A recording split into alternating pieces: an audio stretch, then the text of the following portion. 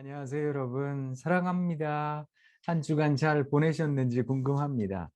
또 지난주에 드렸던 숙제를 잘 하셨는지도 한번 여쭙고 싶은데요. 어떠세요?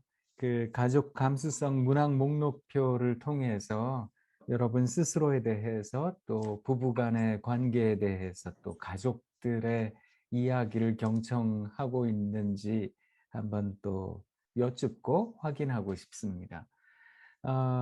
여러분의 삶에 또 가정에 언제나 우리 주님의 평강이 가득하시기를 기도하는 마음입니다. 오늘 이제 두 번째 시간인데요. 이 두 번째 시간의 주제는 부부 사랑에 물들다입니다. 제가 공유 화면을 통해서 여러분들과 함께 논의를 좀 이어가도록 하겠습니다. 우리가 부부에 대한 대화나 부부 간의 사랑에 대해서 다시 한번 확인하고자 하는 이유는 분명합니다. 가정 예배를 세우고자 함인데요.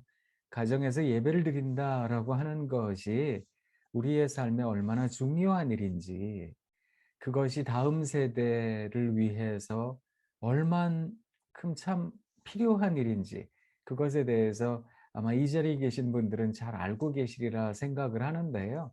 그것을 다시 한번 세우고 회복시키고 또 증진시키기 위해서 이런 시간을 갖고 있다라고 하는 그 이유와 목적을 분명하게 하고, 그리고 나서 우리들이 왜 또 어떻게 부부간의 사랑을 이어가야 하는 것일까?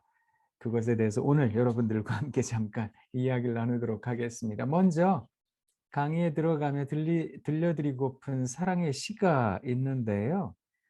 어, 이 시를 좀 읽어드리도록 하겠습니다.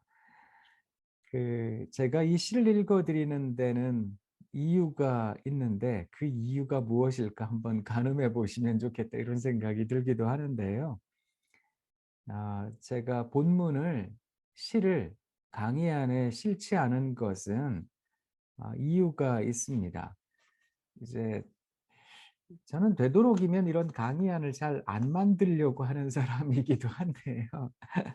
자꾸 시선을 뺏겨 버리면 오히려 상상력을 좀 잃어버리는 거 아닐까 이런 생각이 들어서입니다. 일단 제가 하나하나 조분조분 읽어 드릴 테니까 한번 들어보시면 참 좋겠습니다. 서종홍이라고 하는 아동문학가 선생님께서 계시는데 제가 참 좋아하는 닳지 않는 손이라는 동시집에 이분이 어른이 되면이라는 시를 한 편 담으셨어요. 이 시를 제가 읽어 드릴게요. 한번 들어보세요. 시가 참 예쁩니다. 어른이 되면 여보 여기 앉아 보세요. 발톱 깎아 드릴 테니. 아니 맨날 어깨가 아프다면서 무슨 일을 그렇게 많이 해요? 하루 일을 마치고 돌아온 어머니 아버지는 밤 깊어가는 줄도 모르고 서로 발톱을 깎아주고 서로 어깨를 주물러 주십니다. 그 모습 가만히 보고 있으면 나도 빨리 장가 들고 싶습니다. 어른이 되면 어머니 같은 여자 만나 아버지처럼 살고 싶습니다. 이게 답니다. 근데 시가 예쁘죠? 한 남자가 한 여자를 만나고 한 여자가 한 남자를 만납니다. 두 사람이 사랑이라는 것을 합니다. 그러면 아무래도 기대하지 않을까요? 이 사람이랑 사랑하게 되면 알콩달콩 오손도손 행복하게 살게 될 거야. 그런 염원과 기대가 없다면 누가 사랑이라는 걸 하겠습니까? 그러니 아무래도 사랑이라고 하는 것은 우리들의 마음에 부푼 기대감을 가득 안게 하는 것은 아닐까? 이런 생각을 합니다. 그런데 이 자리에 계신 우리 싱가포르 한인교회 사랑하는 신앙가족 여러분, 어떠세요? 사랑도 삶이라는 것도 이미 많이 살아보신 여러분들이시리라 이렇게 생각을 합니다. 이런 시를 듣고 있노라면 어떤 생각이 드세요? 문득 그런 생각 들지 않으세요? 한번 살아보라 그래. 그래서 제가 여러분들에게 두 번째 시를 좀 읽어 드리겠습니다. 두 번째 시의 시인은 조금 살았답니다. 김나영이라는 시인이 있는데 이분이 수작이라는 시집에 이사라는 시를 적었어요. 한번 들어보세요.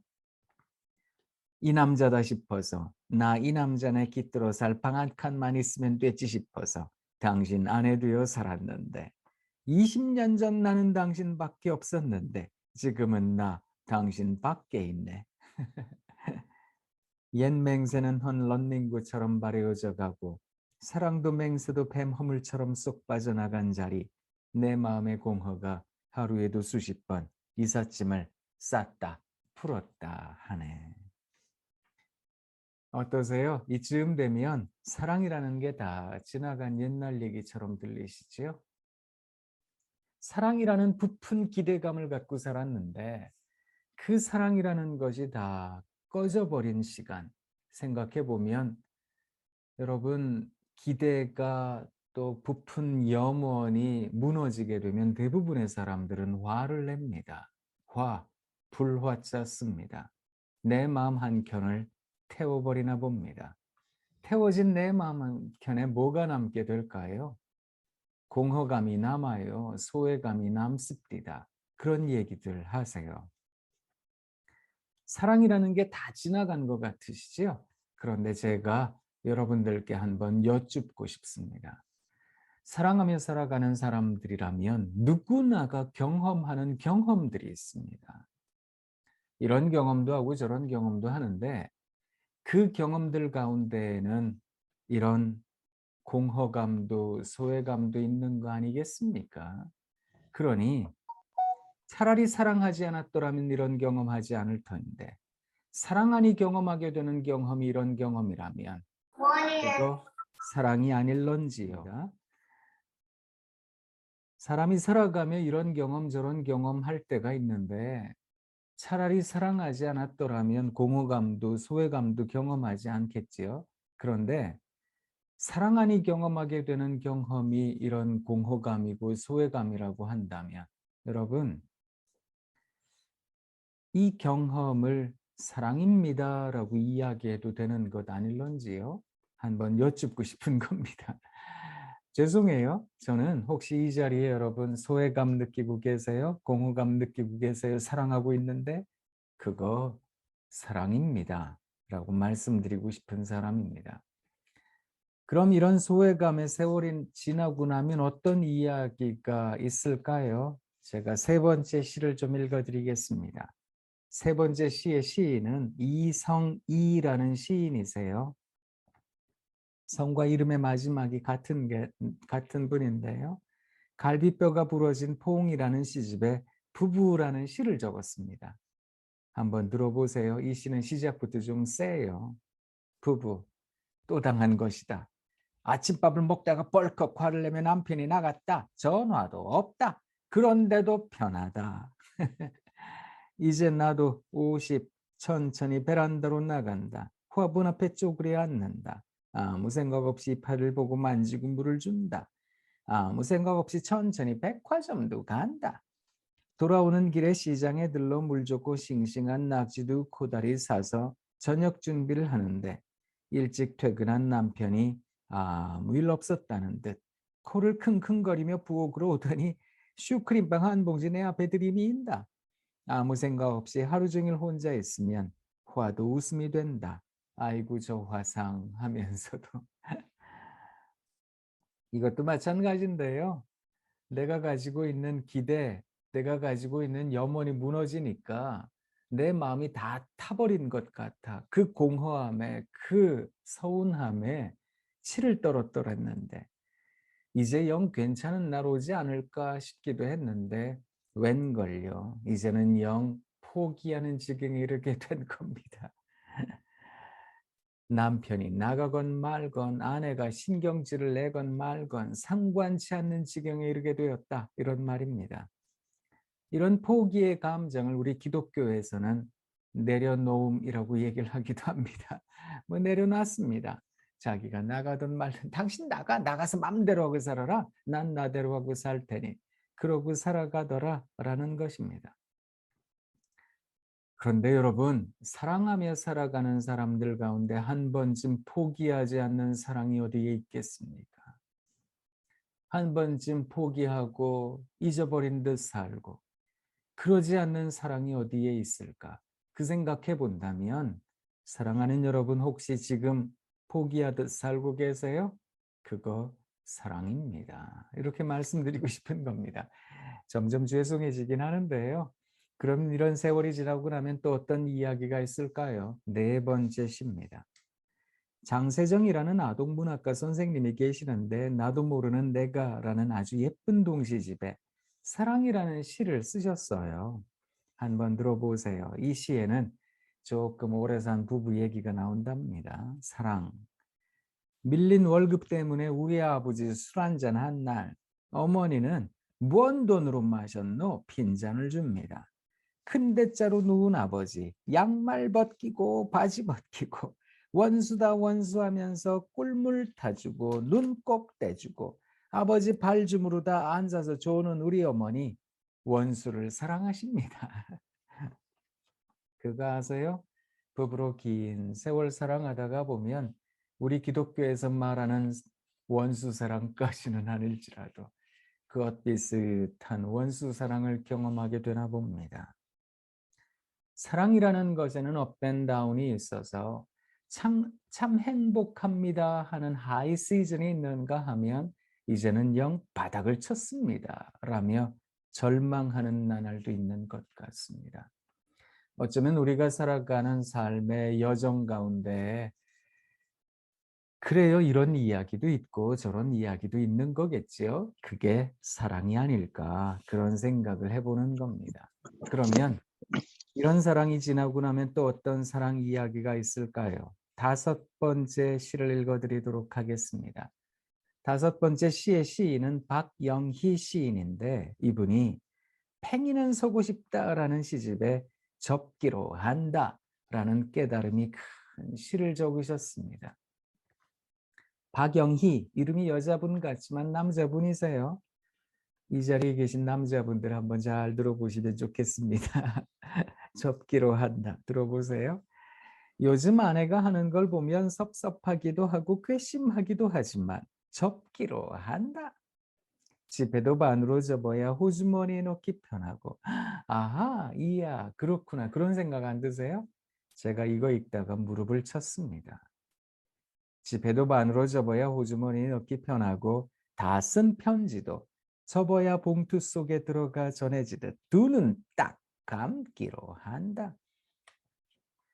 하찮은 종이 한 장일지라도 접어야 냇물에 띄울 수 있고 두 번을 접고 또 두 번을 더 접어야 종이 비행기는 날지 않던가. 살다 보면 이슬비도 장대비도 한순간 햇살에 배변하지 못하는 우산 접듯 반만 접기로 한다. 반의 반만 접어보기로 한다. 나는 새도 날개를 접어야 둥지에 들지 않던가. 이야, 도대체 몇 년을 같이 살아야 이 정도 경지에 이르게 되는 걸까요? 좋게 수십 년 같이 살아야 된다. 이런 생각을 해봅니다. 여러분, 댁에 들어가실 때는 날개를 활짝 펴고 들어가면 안 돼요. 시인이 가르쳐 준 겁니다. 날개를 접고 들어가셔야 되는 겁니다. 나는 새도 날개를 접어야 둥지에 들지 않던가. 날개를 활짝 펴고 들어가면 이것도 걸리적거리고 저것도 화딱지나고 그런 법이거든요. 그렇지요? 사랑, 그 사랑이라는 이름으로 살아가다가 보니 이런 지혜와 깨달음을 갖게 되었습니다. 사실 그런 말이기도 하지만 이런 깨달음과 지혜가 없이는 사랑, 그거 이어가기 힘듭니다. 그런 말이기도 한 겁니다. 사랑이라는 것은 우리에게 어느덧 삶의 지혜와 깨달음을 주나 봅니다. 그럼 또 이게 다일까요? 여기서 또 오래 사랑하면 어떤 이야기를 하게 될까요? 여섯 번째 시입니다. 아니, 저 사람은 강의는 안 하고 계속 시만 읽네? 그러실 수 있는데 이게 마지막 시예요. 한번 들어보세요. 마지막 시의 시인은 이생진 선생님인데 이생진 선생님은 연세가 많으세요. 올해 93 되신 거예요.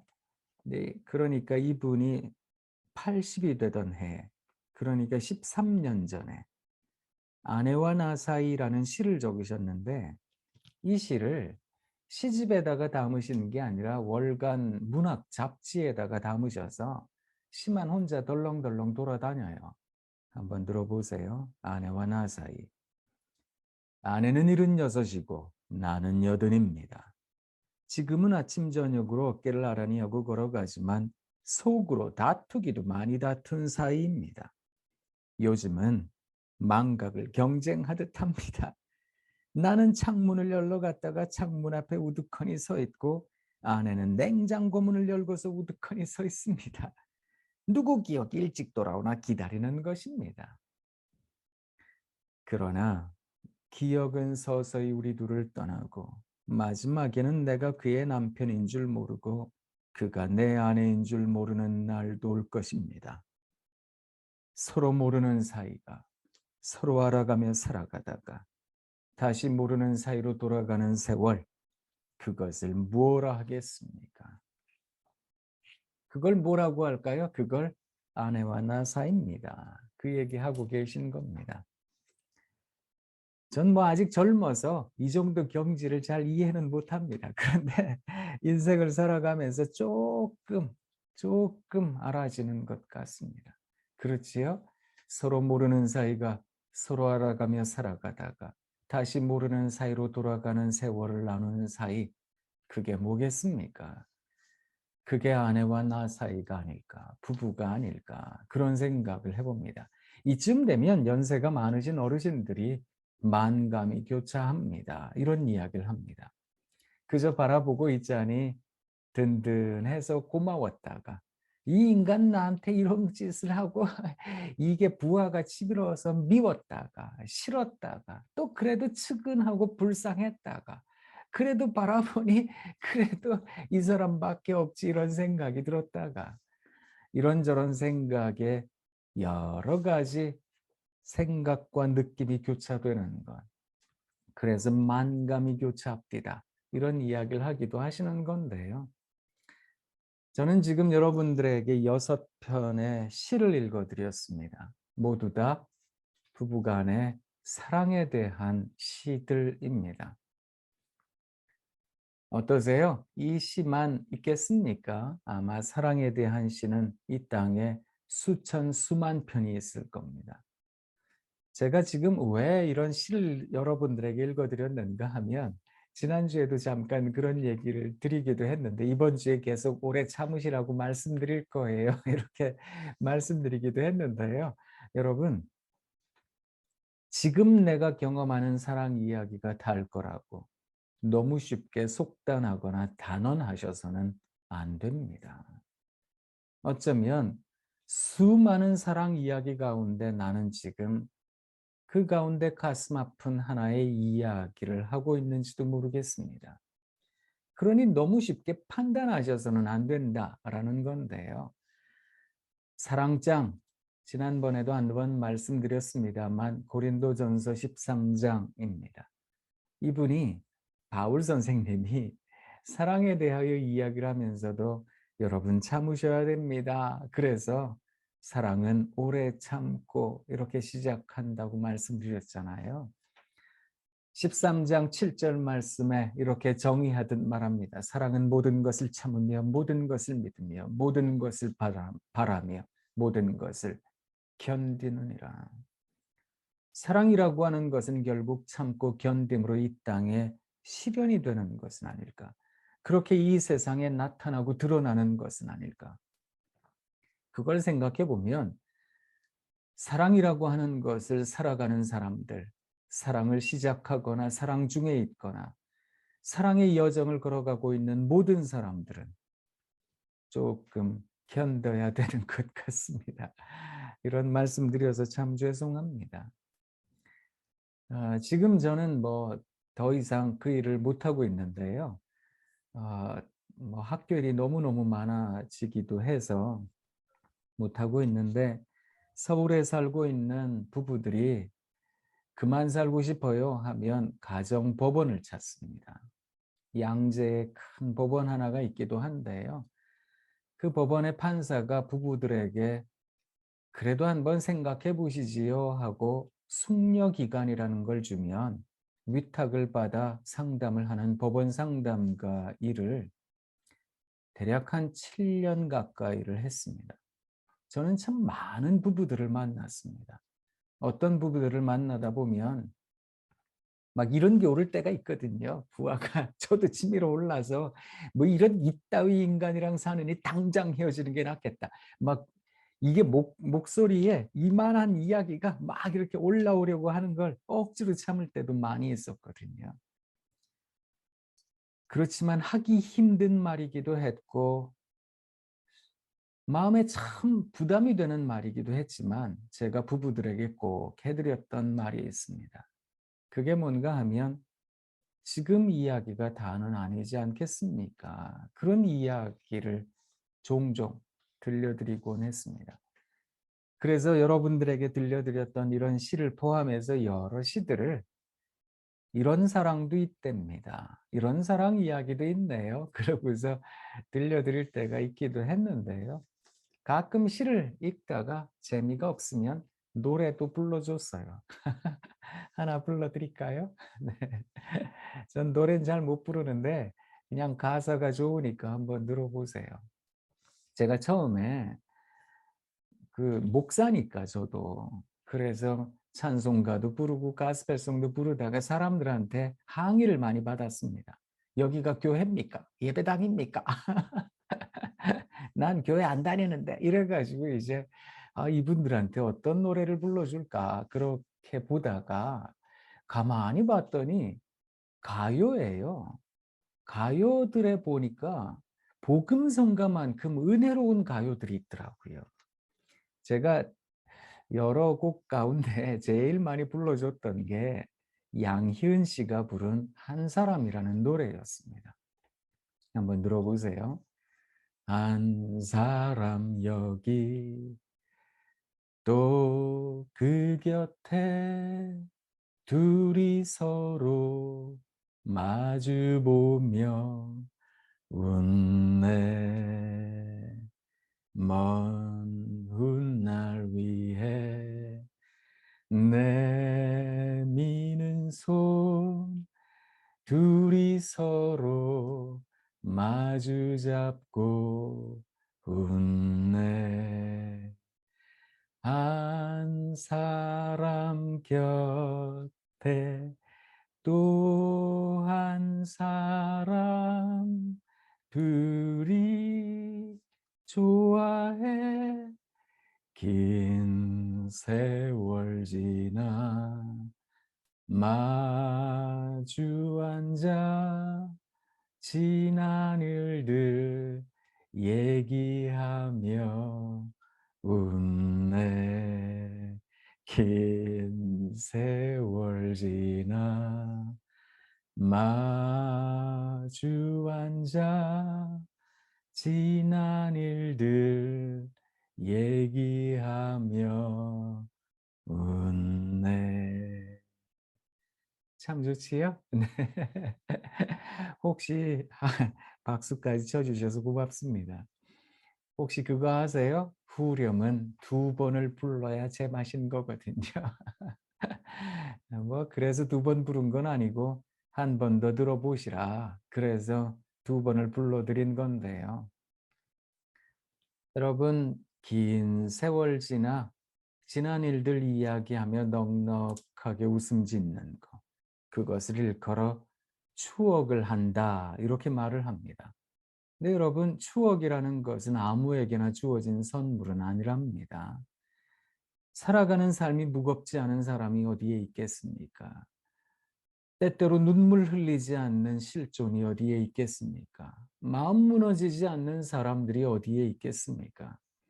그러니 우리는 다 저마다 힘겨운 순간들을 걸어가고 있는데 이건 맨날 힘든 게 있으니까 도망만 가고 싶었어요. 회피만 하고 싶었어요. 그렇게 살잖아요. 그러면 긴 세월 지나 돌아보니 한만 남습니다라는 뜻에서 회한만 남는 거 아니겠습니까?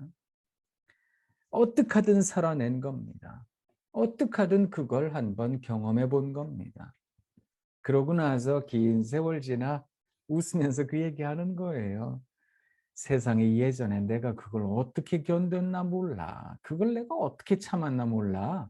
그 얘기하며 넉넉하게 웃는 거. 그게 추억을 하는 겁니다. 그러니 추억이라는 것은 아무에게나 주어지는 선물이 아닌 겁니다. 어떻게 하든 내 앞에 주어진 삶의 여정을 오롯이 살아낸 사람들, 그 사람들에게 주어지는 삶의 선물이 아닐까 이런 생각을 해보는 겁니다. 저는 사랑하는 여러분들이 어쩌면 이민의 삶의 바쁜 스케줄 속에 또 여러 가지 뭐 느닷없이 펼쳐지는 삶의 어려움 속에 사실 '가족밖에 없네. 부부밖에 없네.' 이런 생각하다가도 '아 내가 이런 사람이랑 살고 있네. 이 땅까지 와서 이렇게 지내고 있네.' 이런 생각하시면 마음이 아마 많이 무너지시는 순간도 있으실 겁니다. 그런데 사랑하는 여러분, 한 번 더 견디고 한 번 더 참고 그렇게 살아간다는 건 그게 삶의 여정이 아닐까. 우리들이 살아가는 삶의 모습이어야 하는 것은 아닐까. 그런 생각을 가져봅니다. 그래서 싱가포르 한인교회 신앙가족 여러분들께 이 자리에 줌 세미나에 들어와 있는 여러분들께 그저 외람되지만 부탁드리고 싶은 겁니다. 사랑하는 여러분이 사랑을 만들어 간다는 거 쉬운 일이 아닐 겁니다. 그런데 그 사랑을 만들어 갈 수 있는 여러분 모두가 되실 수 있다면 얼마나 좋을까? 그런 생각을 한번 해보는 겁니다.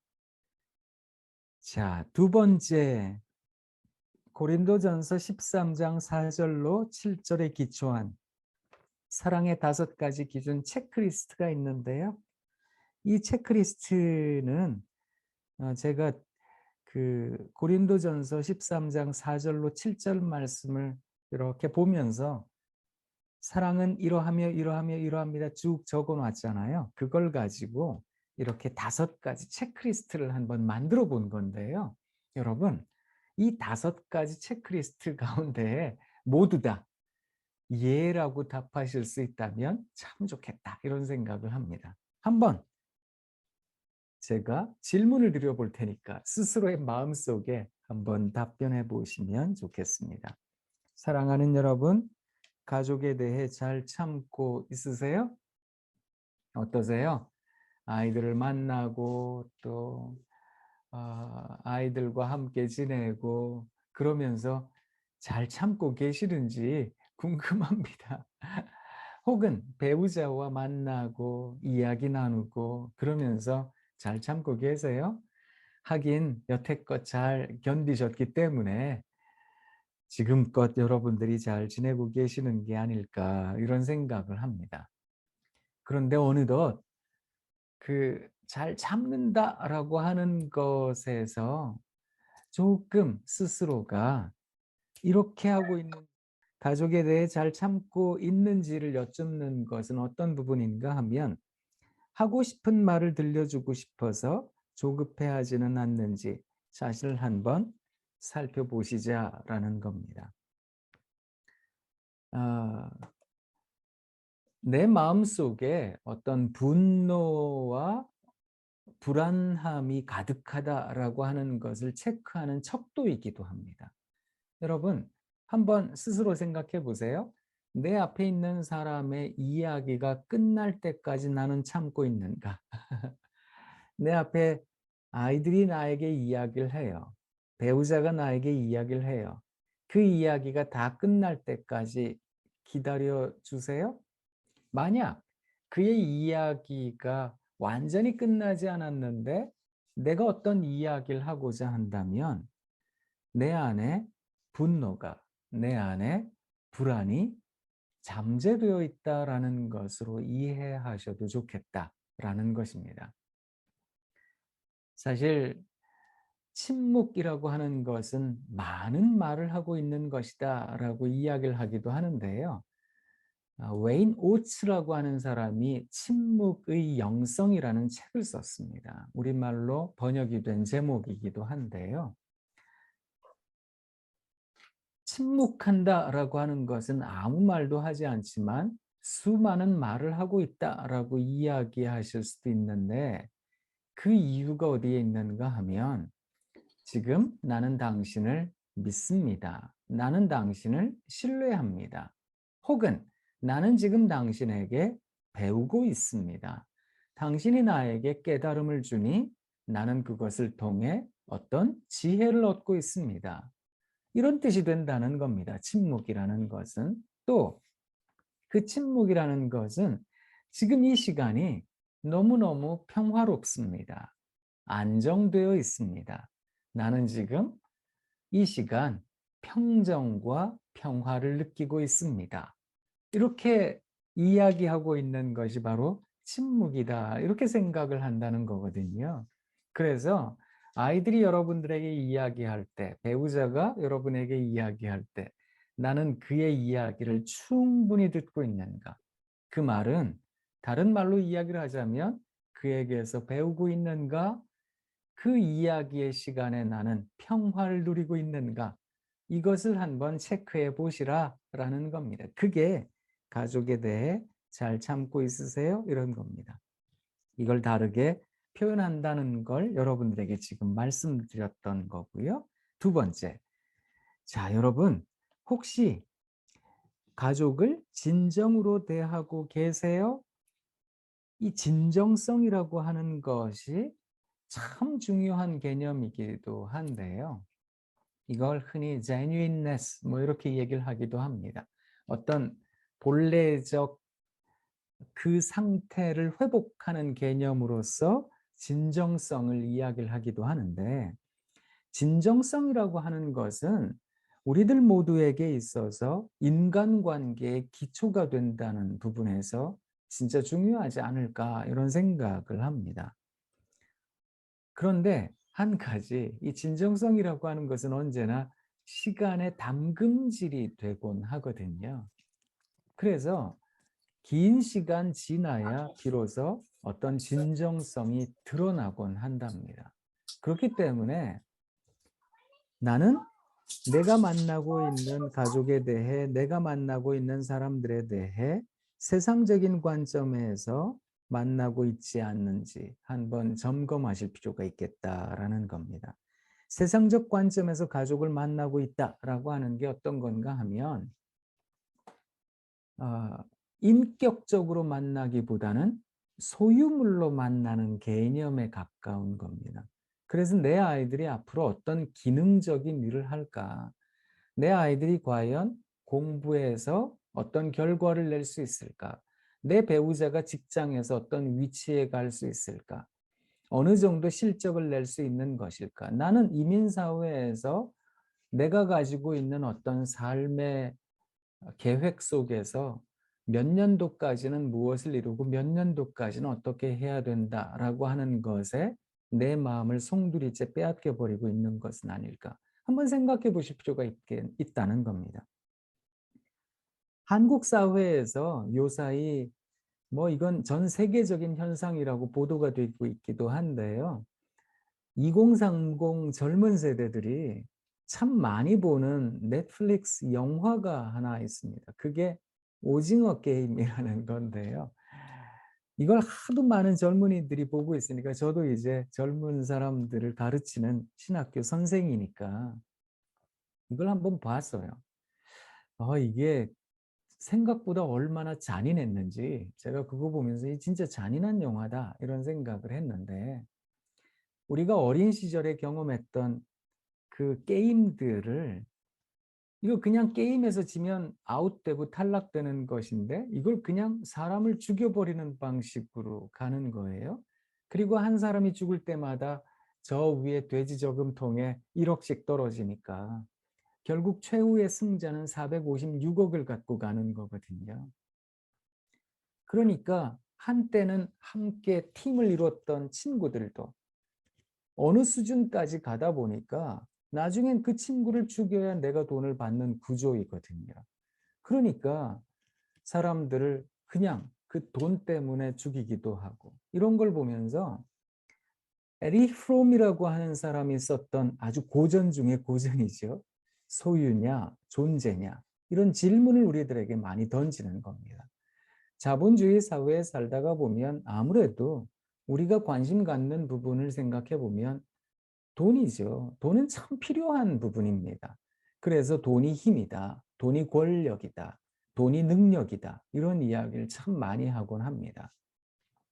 이런 사회에 살아가다가 보니 자연스럽게 자녀들, 아니 스스로에 대해서도 내가 얼만큼 번다라고 하는 것이 나의 가치 기준이 되다 보니까 나는 과연 소유로서 존재하는가, 존재로서 존재하는가, 이 질문이 우리 스스로를 때로 당혹스럽게 하기도 한다, 이런 이야기를 드리고 싶은 겁니다.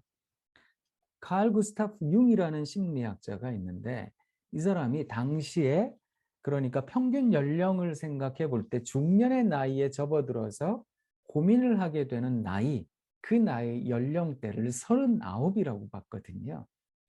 요 사이로 이야기를 하자면 49, 50대 초반 이 정도의 나이가 되지 않을까, 이런 생각이 드는데, 이때야말로 내가 그동안 해왔던 페르소나, 그러니까 가면, 마스크, 우리는 누군가의 아내, 누군가의 남편, 또 직장에서 어떤 위치, 어떤 일을 하는 것, 그래서 나는 그 역할 수행에 매진하는 삶을 살다가 보니 그 역할을 잘 감당하면 상도 받고 승급도 되고 진급도 되고 뭐 그러겠죠. 뭐 보너스도 받고 성과급도 받겠죠. 그렇게 칭찬받는 삶을 살다가 어느 순간인가 자식이 내 마음대로 안 되고 나도 어느덧 은퇴해야 될 시점이 다가오게 되고, 그러다 보면 이 역할 수행에 있어서 큰 어려움을 경험하게 되는데, 그때가 되면 나는 누군가, 나는 어디로부터 어디를 향해 가는가, 나의 존재란 어떤 존재일까, 인생이란 무엇일까, 이런 본질적인 질문을 하게 된다는 겁니다. 그 본질적인 질문을 통해서 결국에는 스스로를 찾아갈 수 있어야 된다, 이런 이야기를 했던 사람이 칼 구스타프 융이라는 사람인데, 그것처럼 어쩌면 내가 원하는 대로 인생이 되어진다면 that's okay, 괜찮겠죠. 그런데 난 그렇게 노력했는데 내 아이들이 내가 생각한 대로 좋은 학교를 못 간다면, 내가 생각한 대로 좋은 직장을 못 간다면, 나는 아침부터 새벽부터 열심히 일을 했는데 내가 생각한 것만큼 사업이 기초를 못 이룬다면, 돈도 못 번다면 우리는 굉장한 허무감을 느낄 때가 많다는 거거든요. 근데 그것처럼 내가 가족을 만나는 것을 나는 과연 진지하게 만나고 있는 것인가? 한국 사회를 보면 크게 세 가지 주제어로 대부분의 사람들이 이야기를 하거든요. 첫째, 부동산; 둘째, 주식; 세 번째, 코인입니다. 대부분의 일반적인 사람들이 이야기하고 있는 대화의 주제들, 이게 다 캐피탈리즘이라고 하는 자본주의, 돈에 대한 부분이거든요. 우리는 과연 제대로 살아가고 있는 것인가? 그래서 마찬가지로 나는 과연 내 아이들을 만나고 있는데 이 아이들에 대하여 진정으로 만나고 있는가? 여러분 한번 가늠해 보시면 좋겠다라는 겁니다. 그리고 세 번째, 가족 한 사람 한 사람이 중심에 있나요? 이게 무슨 말인가 하면 조금 전에 말씀드렸던 것처럼 존재로 가족을 대하고 있는가? 이걸 다른 말로 이야기를 하면 인격적 관계가 형성되고 있는가? 한번 살펴보시라는 겁니다. 가족 위에 군림하듯 나 중심적으로 살아가고 혹은 거친 행동을 하고 있지 않은지, 나의 이익을 채우고자 사랑하고 있지 않은지 살펴보시면 좋겠다라는 겁니다. 나중에 여러분들이 이제 고전 가운데, 교양 도서 가운데 우리나라 사람들에게 많이 읽힌 책 하나가 있는데요. 그 책이 사랑의 5가지 언어라는 책이거든요. 이 사랑의 5가지 언어라는 책을 보면 사람마다 저마다 원하는 사랑 이야기가 있다는 거예요. 첫 번째, 사람들은 터치를 통해서, 그러니까 부드러운 손길을 통해서, 혹은 토크, 말을 통해서, 혹은 타임, 시간을 함께 하는 것을 통해서, 혹은 present, 선물 주는 것을 통해서 혹은 서비스, 봉사하는 것을 통해서 이 5가지 사랑의 언어를 통해서 사랑받고 있다라는 느낌을 갖길 원한다는 거죠. 근데 어떤 사람은 어, 배우자가 나를 위해서 빨래도 해주고 밥도 지어주고 그러면 나는 사랑받고 있구나라고 느낀다는 거고요. 때로 어떤 사람은 배우자가 나와 함께 시간을 같이 보내줘요. 아, 난 사랑받고 있구나. 근데 이게 사람마다 다르다는 거죠. 근데 나는 그런데 내 배우자는 어떤 방식의 사랑 이야기를 원하는 것일까? 나 중심이 되면 내가 원하는 대로 그도 사랑받을 거야라고 생각하는 경향이 있다는 거죠. 그게 아니라 내 배우자가 어떤 방식으로 사랑받고 있는 것일까? 받기를 원하는 것일까? 그걸 잘 알아서 그가 원하는 사랑의 이야기를 들려주면 어떨까? 이런 이야기를 하는 책이 바로 그 책인데요. 나의 이익이 아니라 그의 유익을 위해 나는 사랑하고 있는 것인지 한번 가늠해 보시라는 겁니다. 대부분의 부모님들이 자녀들과의 관계에서 내 인생에 풀지 못한 숙제가 있다면 그것을 부과하는 경향이 있거든요. 야, 아버지가 엄마가 어렸을 때 의사가 되고 싶었는데 아빠는 좀 실력이 안 돼서 엄마는 그때 가정 형편이 어려워서 너는 꼭 의사가 되면 좋을 것 같아. 근데 사실 그건 아이의 재능, 아이의 기질, 아이의 성격을 파악하지 않고 그냥 내가 원하는 걸 이야기하는 거잖아요. 저는 청년들 중에 그런 청년을 만나보기도 했거든요. 이 청년은 피해, 그러니까 블러드죠. 피해에 대한 공포심을 갖고 있었던 친구였는데 어린 시절에 안 좋은 잔상과 외상이 이 친구를 굉장히 괴롭혔었어요. 그런데 부모님이 너무 그 기대를 갖고 있는 거예요. 의사. 그것도 정형외과 의사. 근데 이 정형외과 의사는 계속 수술이라는 걸 해야 되잖아요. 근데 그걸 보면서 이 친구가 정신건강의학과에서 처방해 준 불안장애 약을 먹을 수밖에 없는 거예요. 약 먹고 늘 있다 보니까 손이 떨리기 시작했어요. 의사가 손 떨리면 안 되는 거거든요. 그것도 젊은 나이에. 그래서 이 친구가 얼마나 괴로워하다가 나중에 자살 시도까지 했어요. 그러다가 결국에는 자기가 원하는 길을 찾아가기도 했는데요. 나라는 존재가 원하는 것을 한을 풀이하는 대상으로 자녀를 삼고 있지는 않은가. 내가 원하는 것을 얻기 위해 내 배우자를 조장하고 있는 것은 아닐까. 이걸 한번 생각해 보시면 좋겠다라는 것입니다. 자, 그리고 네 번째가 있는데요. 네 번째는 가족을 인격적으로 사랑하세요? 라고 여쭙고 싶은 겁니다. 다르게 가족에 대해 자주 화를 내고 있지는 않은지, 이런 부모님은 안 계시겠죠. 나쁜 짓 하도록 가족을 불의함에 내몰았던 적은 없는지 한번 생각해 보시면 좋겠다는 겁니다. 제가 어떤 아빠를 만났는가 하면 상담하면서 아이가 너무너무 맞고 다니니까 너무너무 속상한 거예요. 그걸 잘 이해를 했어요. 잘 이해를 했는데 이 아빠가 이제 그 맞고 다니는 아이에게 그 운동을 가르치기 시작했어요. 그러면서 이 아빠가 애들한테 네가 이제 애들과 딱 대치점에 서서 대척하고 딱 있을 때 아이에게 가르치는 거예요, 아빠가. 선빵이 중요하다. 그러면서 먼저 주먹을 줄 때도 요렇게 주는 게 아니라 이렇게 딱 각지게 딱 잡고 그리고 나서 안에 뭐 호두 같은 걸 쥐었다 이렇게 생각을 하고 먼저 턱을 치라. 여기를 쳐야 된다. 막 턱을 애한테 가르쳤다는 거예요. 그러고 나서 학교에서 애가 그렇게 한 대 쳤더니 애가 쓰러지더라는 거예요. 진짜 잘했다. 막 우리 아들 최고다. 막 이렇게 가르쳤다는 거예요. 물론 답답하니까 오죽 답답하면 그러겠습니까, 아빠가. 근데 우리가 살아가며 이중적인 메시지를 보낼 때가 진짜 많거든요. 교회 내에서 신앙 가운데에서는 이렇게 해야지라고 그렇게 알고 있기도 하고 그렇게 살아야 된다고 생각을 하면서도 막상 실제적인 삶의 영역에 가서는 너는 절대로 남들이 너를 우습게 여겨서 그렇게 만들면 안 되는 거야. 넌 바보같이 너는 맨날 당하고 살면 안 되는 거야. 네가 헛뜩하든 높은 자리에 헛뜩하든 네가 힘을 발휘할 수 있는 자리에 가야 되는 거야. 이게 우리 기독교인들이 생각하고 있는 방향성 가운데 상당 부분 표리부동한 이중적인 메시지가 갈 때가 많다는 것을 우리가 좀 기억할 필요가 있겠다라는 겁니다. 인격적으로 만난다라고 하는 것을 조금 이따가도 말씀드리겠지만 이걸 이제 어떤 통전성, 인테그리티라고 하는 개념으로도 생각할 수 있을 텐데요.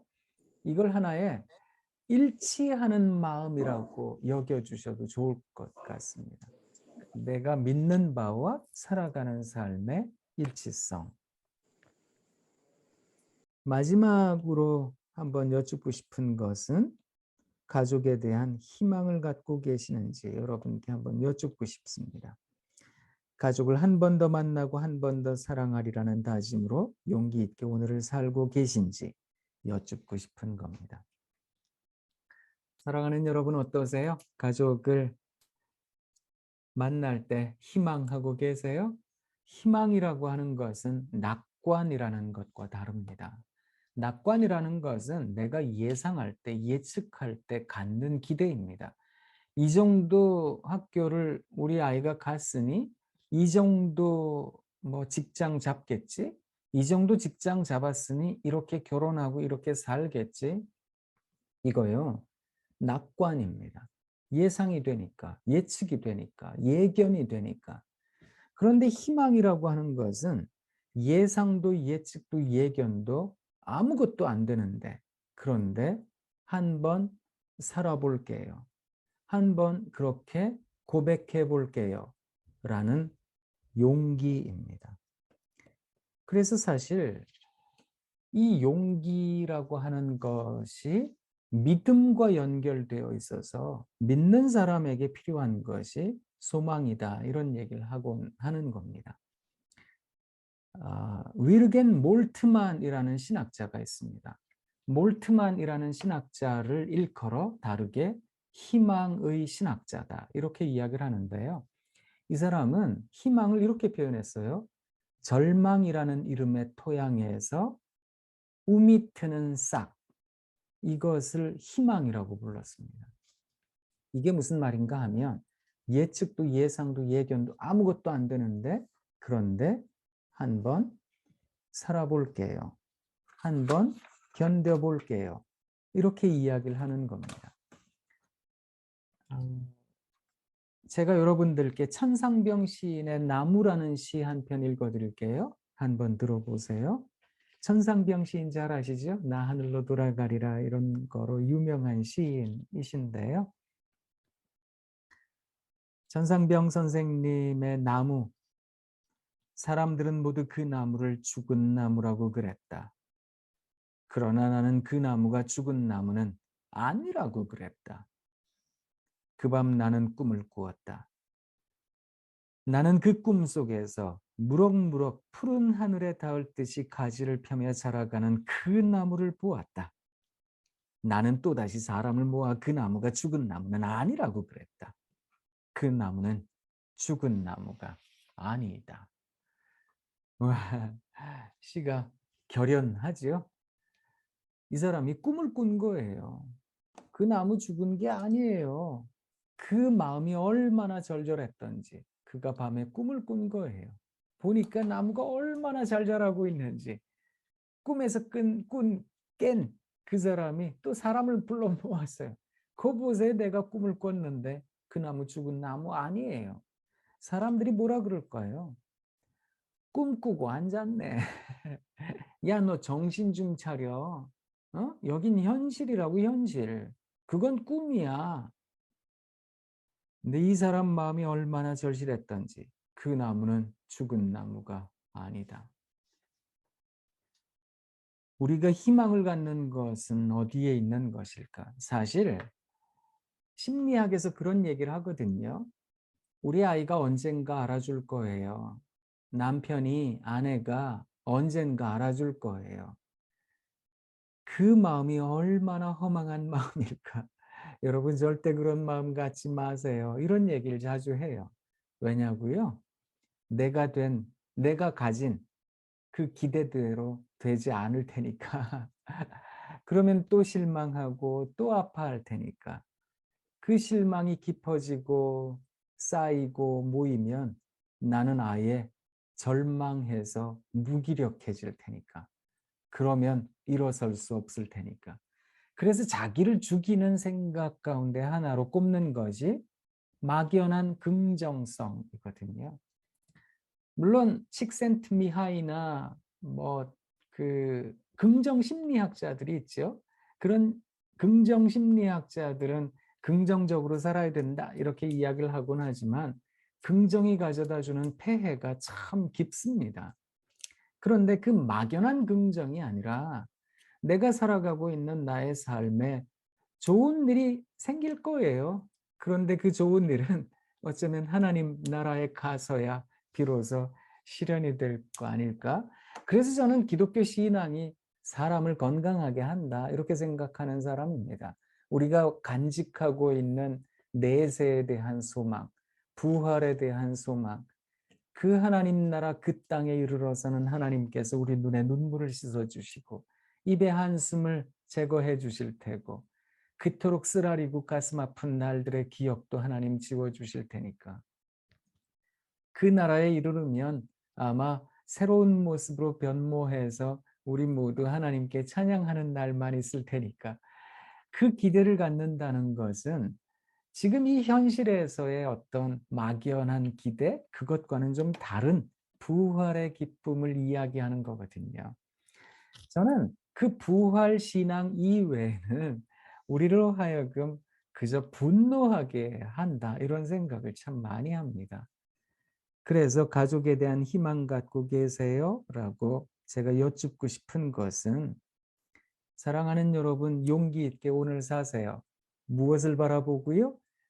내 배우자가 내 아이들이 바뀔 거다라고 하는 낙관이 아니라 그런 단순한 긍정이 아니라 하나님 나라에 이르러 우리가 좋은 찬송하고 좋은 말 하게 될 그날 하나님께서 만나게 해주실 것이다. 그 믿음 갖고 오늘을 살 수 있기 때문이라고 저는 생각하거든요. 그래서 오늘 씩씩하고 당당해질 줄 아는 거죠. 저는 지금 여러분들에게 이 5가지 체크리스트를 한번 드려보았습니다. 어떠세요? 이 5가지 체크리스트를 바라보시면서 그렇게 살고 계신지 한번 여쭙고 싶기도 하고 또 이 체크리스트를 반면교사 삼아 여러분의 삶에 한번 적용해 보시면 어떨까 이런 생각을 해봅니다. 저도 보면 스스로를 가만히 되짚어보고 반추해보고 반성해보면 이렇게 살아가고 있는 것일까? 가끔 흔들릴 때도 많고 그렇기도 하거든요.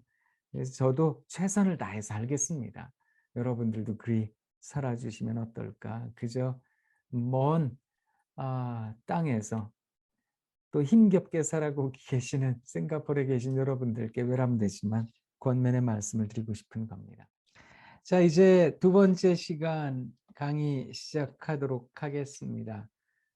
화면 공유하면서 여러분들과 함께 이야기를 또 나누도록 하겠는데요. 그 3번째 주제로 여러분들과 함께 논의하고 싶은 것은 부부를 살리는 토부라고 하는 부분입니다. 제가 이 토부라고 하는 것을 들려드리기에 앞서서 우리 같이 좀 하면 좋겠다 이렇게 생각을 하는 게 있는데요. 그게 뭔가 하면 우리 화면을 바라보시면서 서로 간에 요건 그냥 우리 공유 화면 없이 그냥 해볼까요? 우리 화면을 바라보시면서 서로 간에 사랑합니다라고 인사하시는 겁니다. 같이 인사하겠습니다. 여러분 사랑합니다. 사랑합니다.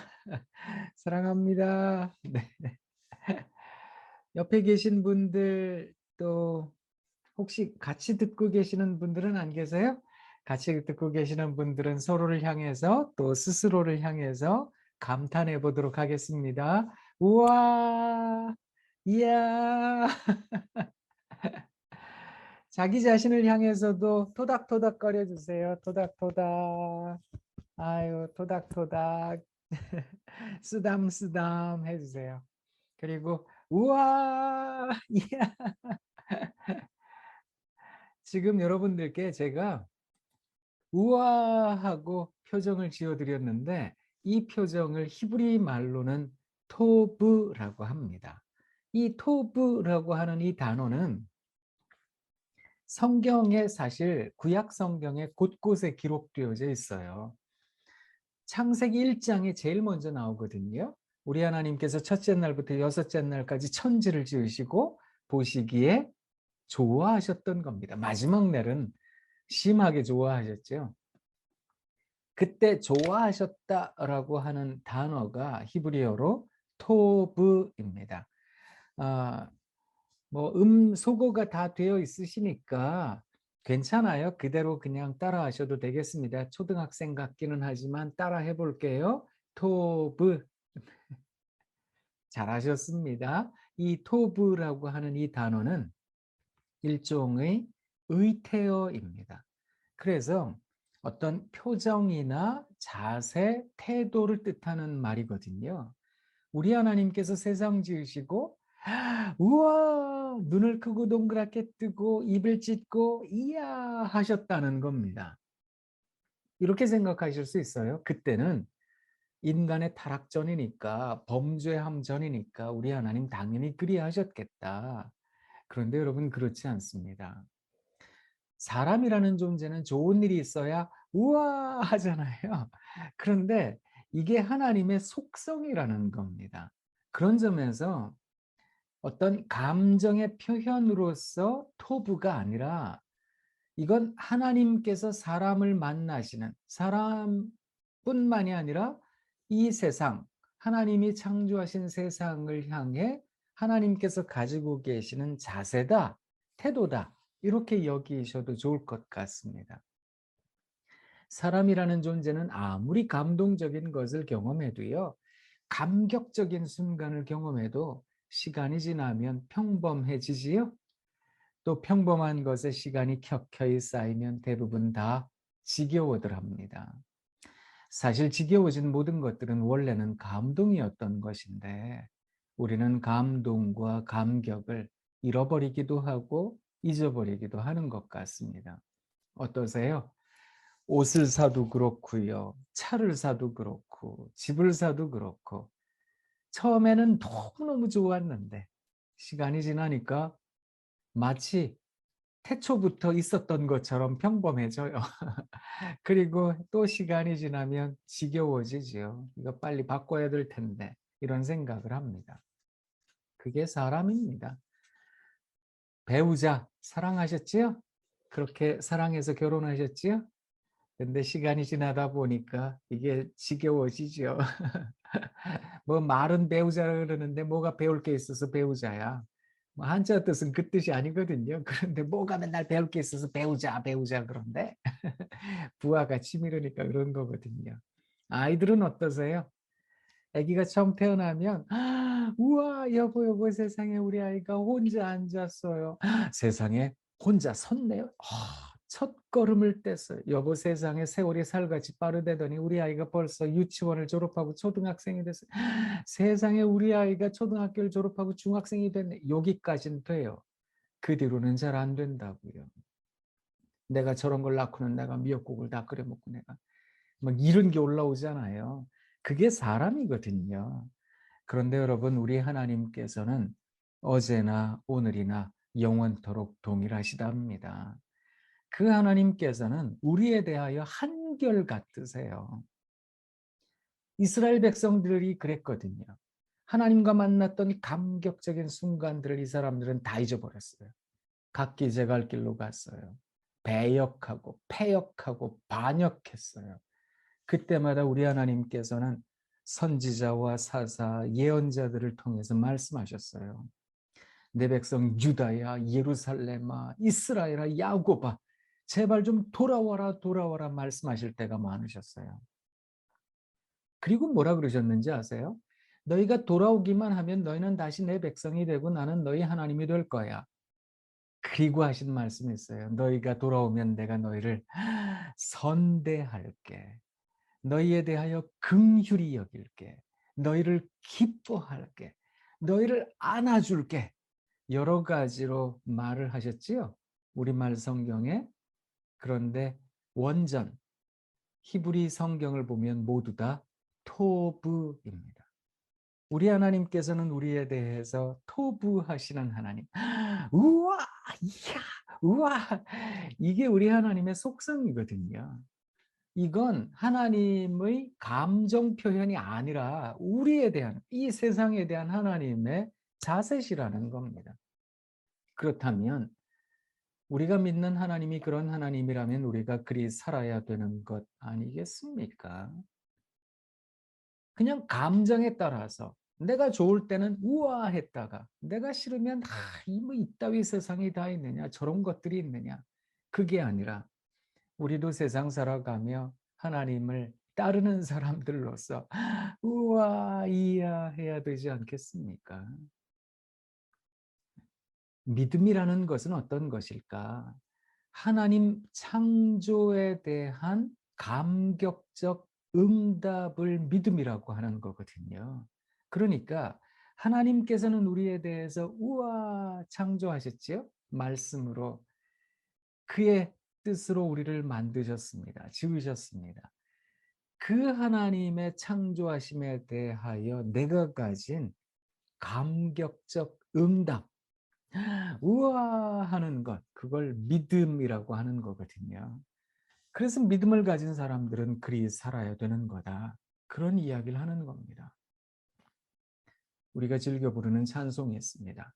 높은 산이 거친 들이 조막이나 궁궐이나 내 주 예수 모신 곳이 그 어디나 어디라고요? 하늘나라 할렐루야 찬양하세 내 모든 죄 사함 받고 주 예수와 동행하니 그 어디나 어디라고요? 하늘나라. 우와 여기가 하나님 나라네요. 이야 이곳이 하나님 나라네. 그것을 고백하는 것을 신앙이라고 믿음이라고 하는 겁니다. 물론 찬송가 가사에 있는 대로 궁궐에 살면 누군들 천국이에요. 하나님 나라입니다. 못하겠습니까? 그런데 찬송가 가사에는 궁궐만 있는 게 아니라 높은 산도 있고 거친 들도 있고 초막도 있는 거거든요. 내가 살아가고 있는 나의 삶의 현재가 초막이에요. 그런데 천국이라고 한다고요? 이건 비상식적이고 합리적이지 않잖아요. 지성적이지도 않잖아요. 논리적이지도 않잖아요. 아니, 좋은 게 있어야 기쁜 거지. 내가 원하던 게 이루어져야 기쁜 거지. 이게 뭐가 기뻐요? 그럴 수 있는 거잖아요. 그러니 어쩌면 우아하고 기뻐하는 거, 감사하는 거, 그거요. 인간의 정서를 넘어서는 겁니다. 그리스도인들에게는 말입니다. 그리스도인들은 이것을 어떤 상황에 대한 반응으로서 인간 정서라고 말하는 것이 아니라 신앙인의 자세다. 신앙인의 고백이다. 이렇게 이야기를 하는 겁니다. 믿는 사람들은 그리 살 줄 알아야 됩니다. 5가지 감각에 함몰되는 인생이 아니라 시각, 청각, 미각, 후각, 촉각. 그래서 눈으로 보는 것마다 좋기를, 귀로 들리는 소식마다 좋은 소식 듣기를, 그저 맛있는 거 먹고 좋은 냄새 맡고 만지는 것마다 감촉이 좋기를. 우리는 원하고 바라는 인생이거든요. 그런데 그것에 매몰되듯 함몰된 인생이 아니라 그것을 넘어서서 6번째 감각이 있어야지. 이 6번째 감각을 믿음입니다. 신앙입니다. 하는 겁니다. 그래서 믿는 사람들은 이게 들리지 않는 걸 듣는 거죠. 저장 밑꽃 위에 있을 아직 맺혀 있는 그때에 귀에 의는 이 소리 들리니 주 음성 분명하다. 이게 들리는 사람들이라는 거거든요. 아직 장미꽃 위에 이슬이 사라지 않은 그때 하나님 내 귀에 들려주시는 그 음성을 들을 줄 아는 사람들. 왜 예전에 목사님들이 영적 눈이 떠져야 돼요. 영안이 열려야 됩니다. 이런 얘기 하잖아요. 십자가 내가 처음 볼 때에 나의 맘에 큰 고통 사라져 오늘 믿고서 보세요. 내 눈 밝아네. 우와 밝아졌네. 참 내 기쁨 영원하도다. 그래서 기쁨이 영원할 수 있는 겁니다. 기쁨을 인간적 정서라고 생각하면 맨날 좋은 일이 있어야 기뻐지는 거잖아요. 그런 삶이 어디에 있어요? 없지요. 그런데 기쁨이 영원할 수 있는 것은 눈이 열려야 되는 거거든요. 하나님 살아계시는 거야. 하나님 나하고 동행하고 계시는 거야. 이게 느껴지는 사람들. 그런 삶을 살아간다는 게 믿음인 거거든요. 그러니 사랑하는 여러분, 배우자에 대하여, 아이들에 대하여 자꾸 비교하듯 이야기하지 마시고 내가 사랑하는 사람, 내게 주어진 사랑, 내가 살아가고 있는 사랑. 우와, 이야, 사랑합니다, 사랑합니다. 그렇게 사랑하시려는 겁니다. 저는 저희 학교에서 2004년부터 가르치고 있는데요. 그러니까 시간이 꽤 많이 지났지요. 제가 한번 그게 얼마나 됐나 봤더니 만 17년이 넘었더라고요, 보니까. 그런데 그런 시간 속에서 사랑합니다, 사랑합니다. 이야기 되게 많이 했거든요. 사랑을 이야기하며 힘든 순간들이 많았습니다. 사랑을 말하면 좋은 날 올까? 그게 영영 오지 않는 거다. 이런 생각이 들 때도 있었고요. 사랑합니다. 세상이 바뀔까? 안 바뀔 거야. 사람도 안 바뀌는 걸. 그 생각할 때도 많았고요. 사랑이 과연 어떤 힘이 있는 것일까? 아무런 힘도 없는 거야. 마음 무너질 때도 많았더랬습니다. 그런데 여전히 그렇게 살아가려고 하는데요. 그것은 저의 믿음, 저의 신앙의 어떤 자세이거든요. 사랑하는 우리 싱가포르 한인교회 신앙가족 여러분들께도 제가 그저 외람되지만 또 부탁드리고 싶은 것은 여러분 한번 우리가 하나님 믿기로 작정했으니 하나님 믿는 삶이라면 우리 가족에게 배우자에게 아이들에게 우와 이야 그렇게 내 신앙을 하나님 여기가 하나님 나라지요. 우와 하나님 나라예요. 그걸 표현할 수 있으면 얼마나 좋을까. 예수님께서 이 땅에 오셨습니다. 우리 하나님 세상 지으시고 토부 우와 하셨듯이 우리 예수님 이 땅에 오셔서 많은 사람들을 위해 그의 목회 철학을 들려주신 적이 있었어요. 이게 마태복음 5장에서부터 7장 우리가 잘 아는 산 위에서 들려주신 보석 같은 말씀이다. 그래서 산상보훈 이렇게 이야기를 합니다. 그 말씀의 청자가 누군지 아세요? 누가 들었는지 아세요? 4장 마지막 부분에 보면 병든 사람들이었습니다. 사실 당시에는 병든 사람들은 죄인들이었거든요. 그렇게 공식이 등식이 형성이 되었었어요. 왜 병들었을까? 하나님 앞에 죄 지었으니까 병들지. 이렇게 생각을 한 거예요. 그래서 사회에 축출됐어요. 성 안에 못 살고 성 밖에 살았어요. 주변인이 돼버렸어요. 삽시간에. 그야말로 몰려난 인생이 돼버렸어요. 이 사람들이 많이 모여들었어요. 예수님 주변에. 그들에게 우리 주님 뭐라 그러셨는지 아세요? 우리말 성경에는 심령이 가난한 자는 이렇게 시작이 되지만 헬라어 성경 원문에는 강복 선언이 먼저 시작이 돼요. 마카리오이 blessed. 여러분은 복된 존재입니다. 여러분 복 있는 사람들이에요. 이걸 먼저 선언하셨어요.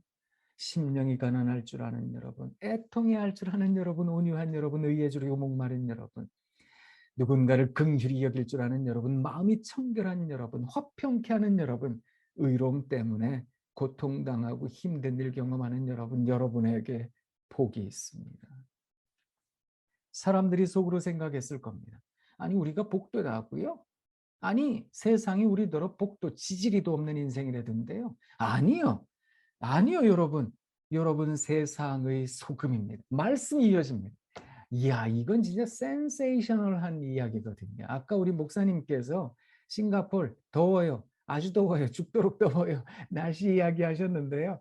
당시 팔레스틴도 얼마나 더운 지방이에요. 생각해 보세요. 예수님 살고 있었던 동네도 더운 동네였거든요.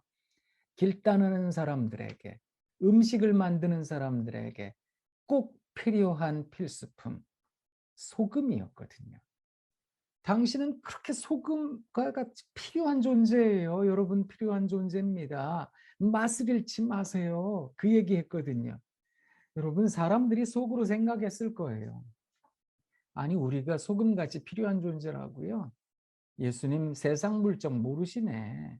세상이 우리더러 넌 쓸모없는 인생이야. 너 같은 거 아무짝에도 소용없어. 그러던데요. 아니요 여러분 세상에 빛입니다. 이건 진짜 대단한 말씀인 거예요. 아니 우리가 빛이라고요? 이 세상이 우리더러 깜깜하다던데요. 아무것도 안 보인다는데요. 암흑 같은 인생이라던데 아니요 여러분. 여러분은 세상의 빛이니까 사람이 등불을 들어 말 아래 두는 게 아니라 등경 위에 두는 법입니다. 그러니 여러분 착한 행실을 높이 드세요. 산 위에 있는 동네가 다 드러나도록 하세요. 우리 주님이 그들에게 부탁하셨던 겁니다. 이걸 생각해 보면 우리 하나님 세상 지으시고 사람들에게 우와 우리 주님은 우리들에게 이 상처 많고 힘든 우리들에게 여러분 복된 존재예요. 소금이에요. 빛이에요. 우리 주님 그림 말씀하셨던 겁니다. 사랑하는 여러분 우리가 믿는 하나님이 삼위일체 하나님께서 그런 속성을 가지고 계시다면 우리 믿는 자들은 마땅히 우리들의 창조의 감격적 응답으로서 믿음. 우와, 이거 해야 되지 않겠습니까? 자, 이제 강의 다 끝나면 여러분 배우자를 향해, 아이들을 향해 어떻게 하시라고요? 우와, 보니까 애들이 갑자기 강의가 끝났는데 어머니, 아버지, 저 앞으로 열심히 공부하겠습니다. 저 정말 훌륭한 사람 될게요. 막 얘기를 해요. 배우자는 여보, 우리 앞으로 열심히 살아요. 어깨를 토닥토닥 해줘요. 보니까 점심 때잖아요. 누가 해놨는지 점심을 다 해놨어요. 아니, 빨래도 해놓고 다리미질까지 다 해놨어요. 저녁 반찬 준비까지 다 해놨네요. 그럴 거라고 생각하세요? 이건 그냥 상상이잖아요. 이런 상상을 정신병리학에서는 망상이라고까지 한다고요. 우리들의 현재가 뭔지 아세요? 이제 강의 다 끝났어요. 강의 다 끝나고 돌아보니 또 밥해야 돼요. 또 청소해야 되고 또 빨래해야 되고 애들은 이리 뛰고 저리 뛰고 난리가 났고 싸우고 배우자는 이런 것도 안 해놓고 이 여자가 뭐 하고 있었냐 토요일 날 오후에 그냥 낮잠이나 쳐자고 막 이런 소리가 들리고 그럴 때 어떻게 하시라고요? 우와 그거 하다 보면 나도 모르게 눈에서 눈물이 뚝 떨어져요. 내가 머리에 꽃만 안 꽂았지. 내가 제정신이 아닌 거지. 그런 생각도 들 일이라고요. 그런데 여러분 그것을 일컬어 믿음입니다. 이렇게 이야기를 하는 겁니다. 전 여러분들이 그런 믿음의 소유자들이 다 되시면 참 좋겠다 이런 생각을 합니다. 그렇게 믿음을 살아가면 좋은 날 오겠지요? 저도 좋은 날 올 거라고 믿습니다. 그런데 아까 말씀드렸죠? 언제쯤 그런 좋은 날이 올까요? 천국에 이르러서 올 거예요. 그러니 너무 속단하듯 너무 판단하듯 함부로 절망하지 마세요. 제가 그냥 뭐 여담입니다만 제 부끄러운 얘기 드릴까요? 딱 보셨을 때 제가 되게 귀하게 자란 태가 나지요. 저는 진짜로 귀하게 자랐습니다. 어린 시절 참 귀하게 자랐는데요. 뭐 달리 귀하게 자라는 게 아니라 위로 누나가 셋 있고 막내 아들이거든요. 딸 셋에 아들 하나의 권세와 위세를 아세요? 물론 더한 가정들도 있으셨겠습니다만 저희 집안이 약간 그랬거든요. 왜냐하면 저희 외할머니가 딸만 낳으셨어요. 아들의 한이 있으셨어요. 그런데 딸들이 다 딸들만 낳았어요. 저희 어머니 바로 밑에 동생이 아들을 낳았어요. 얼마나 저희 외할머니가 좋으셨는지 동네 잔치를 하셨대거든요. 저희 어머니는 그런데 딸 계속 낳다가 드디어 아들을 낳았으니 얼마나 좋으셨겠어요. 제가 어렸을 때 우리 여러분들은 싱가포르 계시니까 더운 데 계시니까 열대 과일 많이 잡수시죠? 제가 어렸을 때 열대 과일이 귀했거든요. 여러분들도 아시잖아요. 어떤 집에 간다. 파인애플 들고 가. 야, 이 대단한 선물이잖아요. 요사이 그 흔한 바나나. 예전에 그 바나나도 없었어요. 저희 집에 행여 바나나가 들어오면 저희 아버님이 바나나 온전한 하나를 잡수셨어요. 가장이니까. 저희 집 철저하게 가부장제였거든요. 온전한 바나나 제가 먹었어요. 왜요? 아들이니까. 나머지 바나나 하나를 갖고 저희 어머니와 누나들이 나눠 먹었습니다. 저요 어렸을 때 바나나 좀 먹고 살았거든요. 저희 아버님 목사님이세요. 은퇴하신 지 뭐 한참 지나셨어요. 90 가까이 되셨습니다. 근데 저희 아버님이 진짜 FM대로 하신 분이어서 젊으셨을 때는 늘 개척했거든요. 제가 초등학교를 하도 많이 전학을 다녀서 어디가 제 학교인지 잘 모를 정도로요. 천막교회부터 해서 마루 깔고 예전에 제가 기억하기로 흙으로 벽돌을 찧었어요. 그래서 예배당을 짓고 마루를 깔고 조금 지낼만 하면 저희 아버님 말씀하셨어요. 짐 싸라. 그러면 또 다른 마을 가요. 다른 마을 가서 또 막 예배당 짓고 그러면 또 짐 싸라. 그럼 또 마을 가고 다른 마을 가고. 제가 어렸을 때 저희 어머니 이렇게 귀한 아들 잃어버릴까 봐 제 손을 꼭 붙잡고 저희 큰 댁에 저희 큰 집이 보은 충북 보은이거든요. 거기에 이제 쌀을 빌리러 가셨어요. 시내 시외 버스를 타고. 제 기억에 제가 어렸을 때 그 버스가 힘이 별로 없어서 언덕에 올라갈 때 못 올라가니까 어른들이 내려서 밀었거든요. 그런 버스를 타고 여러 시간을 가서 저희 어머니가 쌀 좀 주세요 했는데 쫓겨나셨어요. 울면서 돌아오시던 어머니 얼굴이 기억에 남거든요. 집에 와서 저희 어머니가 쌀이 없어요 그러면 저희 아버지 부르셨던 찬송이 있어요. 지금도 듣기 싫은 그 찬송.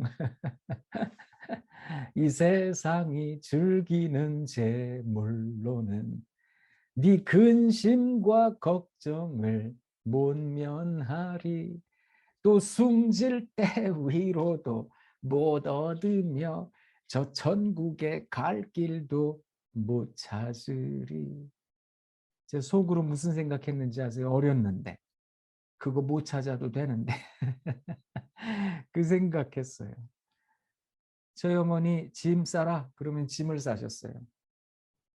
저희 아버지는 성경 가방만 들면 뒤를 안 돌아보셨던 분이니까 어디 목사가 쟁기를 손에 들고 뒤를 돌아보느냐 늘 하셨던 말씀입니다. 그래서 저희 아버지 앞에 한 3, 40m 앞에 걸어가시면 성경 가방만 들고 분명히 소도 있었고 달구지도 있었는데 나중에는 제 기억에 저희 어머니가 산더미 같은 리어카를 거기에 막 세간살림 쌓고 저희 아버지 앞에 걸어가시면 저희 어머니가 그걸 끌고 가셨어요. 누나들이 그걸 뒤에서 밀고 갔어요. 저는 그 위에 타고 갔어요. 저 진짜로 귀하게 자란 사람이거든요. 근데 죄송합니다. 그렇게 살았던 제가 초등학교 저학년 때 학교 소풍이라는 걸 간대는데 그 소풍의 하이라이트가 있잖아요.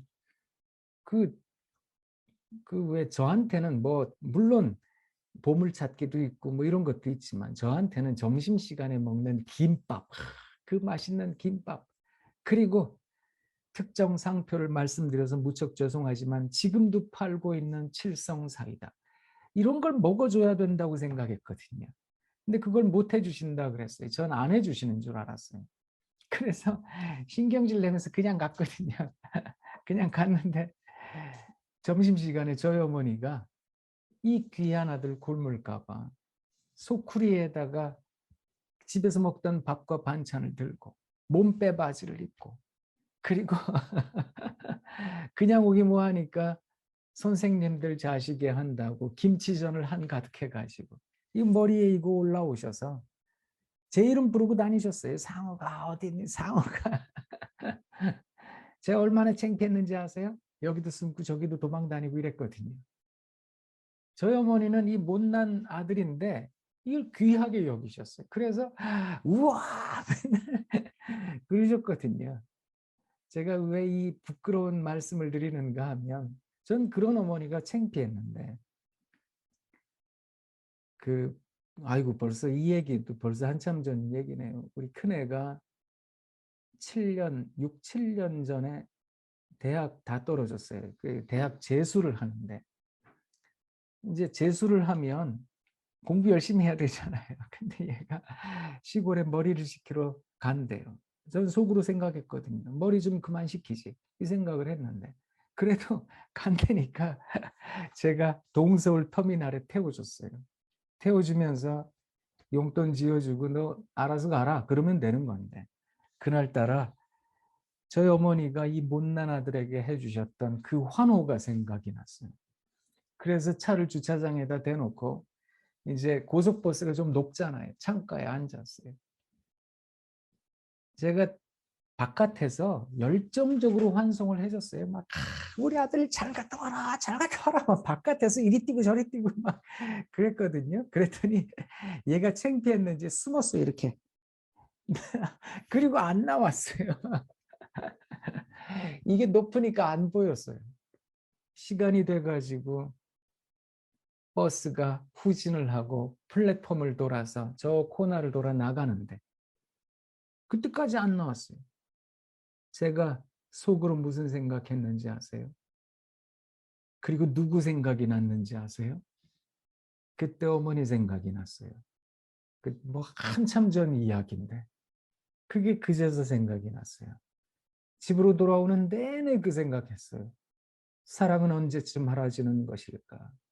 사랑은 언제쯤 깨달아지는 것일까? 그거 뭐 좋게 수십 년은 걸리는 거겠다. 그 생각했거든요.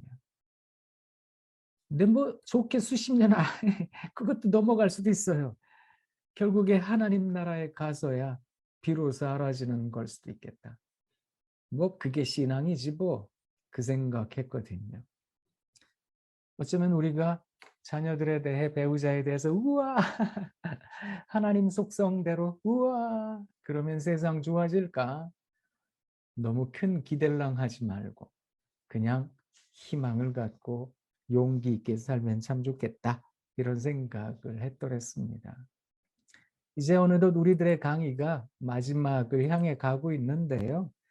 제가 여러분들에게 크리스토퍼 라이트라고 하는 로잔 회의의 신학위원장을 역임한 이분의 이야기 하나를 좀 들려드리고 그리고 실제에 있어서 우리가 가정 예배를 어떻게 이끌어갈까를 잠깐 생각해 보도록 하겠습니다. 복음을 전달하는 부모가 반드시 기억해야 할 세 가지. 첫 번째, 겸손함. 두 번째, integrity, 일치성. 그리고 simplicity, 단순함이라고 하는 겁니다. 이게 이제 제가 그동안 지속적으로 여러분들에게 말씀드렸던 것들을 이분이 달랑 이렇게 세 개를 얘기를 하고 앞 글자만 따서 이걸 HIS라고 불렀습니다. 그래서 His will, 그의 뜻, 하나님의 뜻, 하나님의 생각 안에서 좋은 부모가 된다는 건 무엇일까? 사랑하는 여러분, 겸손해 주세요. 자녀들이 여러분의 소유물이 아니라는 거 꼭 기억해 주세요. 배우자도 여러분의 소유물이 아니라 인격적으로 대해야 할 존재라는 것 잊지 말아 주시면 좋겠습니다. 두 번째, 일치성. 지난 시간에 제가 여러분들에게 그 왜 통계 자료 몇 가지 보여드리기도 했잖아요. 기독 청년들이 왜 교회를 떠나고자 할까? 그건 부모가 말하는 것과 살아가는 삶의 괴리감이 크다. 그런 부분에 대한 안타까운 통계 자료가 있기도 한데요. 그걸 극복할 수 있는, 상쇄시킬 수 있는 아주 좋은 부모의 자세, 일치성이라고 하는 겁니다. 그리고 마지막 simplicity, 단순함. 한번 믿기로 했으면 그냥 믿는 거죠. 뭐. 그리고 그리스도인으로 살기로 했으면 그리 살아보는 겁니다. 우와! 이렇게 고백하고 살아가 보는 거죠. 그렇게 살아내실 수 있는 우리 사랑하는 싱가포르 한인교회 성도 여러분들이 다 되시기를 바랍니다. 마지막으로 제안드리고자 하는 것은 성경적 부부가 세우는 가정예배 do's and don'ts인데요. 이 세미를 듣는 여러분들께 드리는 하나의 그냥 just an answer입니다. 이게 the answer는 아니고요. 그냥 하나의 제안입니다. 여기에 대해서 동의하지 못하는 분들도 있으실 거예요. 그런데 저는 지금 이 시간에 무엇을 말씀드리는 건가 하면 어떤 예배의 그러니까 예전으로서의 예배 그러니까 어떤 그동안 교회 역사가 만들어 놓은 예배의 형식이 있는데 그 예배 형식마다 신학이 담겨 있거든요. 너무너무 중요한 겁니다. 이걸 지키기 위해서 수많은 역사 속에 수많은 성인들이 죽임을 당하기도 했고 수많은 믿음의 선배들이 고통을 당하기도 했거든요. 그러니까 그런 예배가 하나의 예전으로서 아주 중요한 예배, 그것에 대해서 제가 망가뜨리거나 무너뜨리려고 함이 아닙니다. 가정 예배를 할 때 제가 지금 집중하고자 하는 건 뭐냐 하면 화목함, 따뜻함, 이걸 지금 원하고 있는 거기 때문에 이렇게 제안을 드리는 건데요. 가정 예배를 위한 준비는 반드시 필요합니다. 다만 가정 예배가 윤리 도덕 시간이 아님을 꼭 기억해 주시면 좋겠어요. 너 자세가 그게 뭐야? 너 이렇게 앉아. 똑바로 앉지 못해? 다그치지 않으시면 좋겠고요. 가르치려 하시거나 지적하지 마시면 좋겠습니다. 그리고 엄마든 아빠든 예배 순서를 독점하지 마세요. 아이들이 말을 잘 못해도 돼요. 찬송을 잘 못 불러도 좋고 말씀 봉독을 잘 못해도 괜찮아요. 나눔도 지나치게 짧아도 괜찮아요. 기도가 또 너무 짧아도 괜찮아요. 장난스럽게 간다고요? 괜찮아요. 그런 부분에서 여러분들이 조금 넓은 마음을 가져주시면 어떨까 이런 생각을 합니다. 싱가포르의 전형적인 한인교회 예배 시간은 어느 정도가 되는지 잘 모르겠는데요. 제가 일본에 한번 갔다가 일본인 교회를 갔거든요. 와, 일본 사람들은 예배 드릴 때 진짜로 정자세로 의자에 앉아서 3시간 예배를 드리는 거예요. 제가 깜짝 놀랐어요. 정말. 목사님께서 설교를 하시는데 2시간을 해요. 그거 보고 얼마나 놀랐는지. 근데 이분들이 가만히 앉아 계세요. 와, 그런 데가 있더라고요. 그런 어떤 문화에 대하여 제가 반대하는 것이 아닙니다. 다만 여러분들께 드리고 싶은 것은 칭찬과 격려가 예배 시간에 넘쳐나면 어떨까? 서로에 대한 감사 나눔도 잊지 않으시면 좋겠다는 겁니다. 그리고 말씀 묵상 나눔에 있어서 부모님은 가능한 한 실수나 실패한 경험을 나눠주세요. 이거 참 중요합니다. 성공담을 이야기를 해주시면 아이들이 여러분을 어려워해요. 왜냐하면 나와 다른 차원에 위치하고 계시는 분이구나라고 하는 걸 느끼게 할 테니까요. 사실 그 성공을 위해서 여러분들도 얼마나 괴로운 시간들을 많이 보내셨습니까?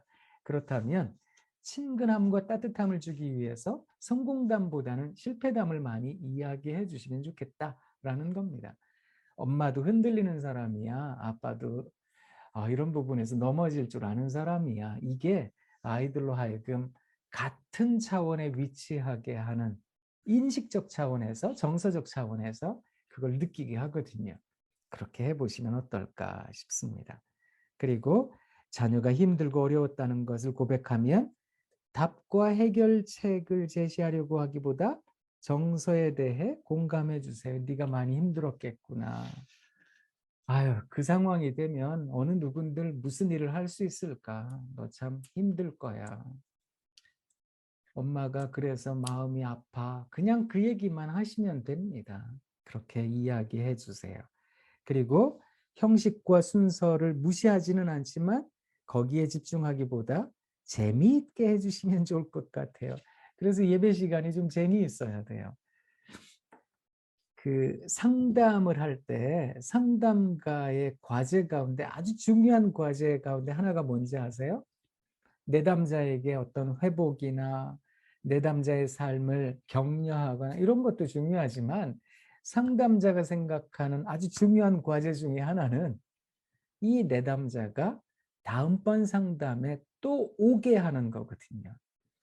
그러니까 이게 또 오게 한다는 건 너무너무 중요한 거예요. 그래서 한 번 예배에 왔던 새신자가 그 예배에 또 오고 싶은 마음이 들게 할 수 있을까? 이게 결국에는 긴 안목으로 생각해 보면 그 사람의 구원과 변화와 다 연결되어 있는 거거든요. 한 번의 말씀으로 그가 바뀔 줄 믿습니다, 저도. 그런데 사람의 변화를 생각해 보면 사실 긴 여정이다 이런 이야기를 할 때가 더 많잖아요. 그런 기적적인 하나님을 만날 때도 있지만 긴 여정이라는 걸 생각해 본다면 또 예배드리고 싶고 또 예배드리고 싶을 수 있을 정도로 재미있게 해주시면 좋겠다는 겁니다. 매일 드리는 예배를 추천하기는 해요. 하지만 이를 실행하기까지 긴 시간이 걸린다 이렇게 생각하셔서 처음에는 일주에 2, 3회가 어떨까 한번 제안 드려보는 겁니다. 그리고 가급적 예배 시간은 30분 이내가 적절하지 않을까 이런 생각이 들어요. 어, 왜냐하면 예배 시간이 길면 아무래도 엄마 아빠가 하시는 말씀이 많아지거든요. 엄마 아빠가 하시는 말씀이 많아지면 많아질수록 교훈과 훈계로 넘어가게 돼 있어요. 그런데 에베소서 6장 4절에도 나오는데 너희 자녀를 노엽게 하지 말고 이게 먼저 나오거든요. 노엽게 하시면 안 돼. 그러면 주의 교훈과 훈계로 양육하는 게 물 건너가 버려요. 주의 교훈과 훈계로 양육하기 위해서 아비들에게 주어졌던 권면은 노엽게 하면 안 된다는 겁니다. 애들이 언제 화를 낼까? 이걸 잘 기억하셔야 돼요. 어떤 걸 짜증내 할까? 그래서 제 생각에는 30분 이내면 어떠실까? 이런 생각이 들고요.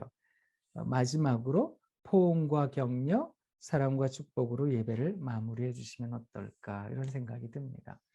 성경 말씀에 대하여 여러분이 가지고 있는 어떤 묵상 이야기를 나눠도 좋겠고요. 또 주일날 우리 목사님께서 열심히 준비하셨던 그 설교 주제의 이야기와 연결 지어서 여러분의 삶의 이야기를 들려주시는 것도 좋지 않을까 이런 생각을 해봅니다. 어찌되었건 간에 제가 여러분들에게 말씀드리고 싶은 것은 예배 시간은 일단 재미있어야 된다. 그리고 따뜻해야 된다. 그리고 그 안에 어떤 격려와 사랑이 머물러야 된다. 이런 이야기를 드리고 싶은 겁니다. 제가 좋아하는 작가가 한 사람 있는데요.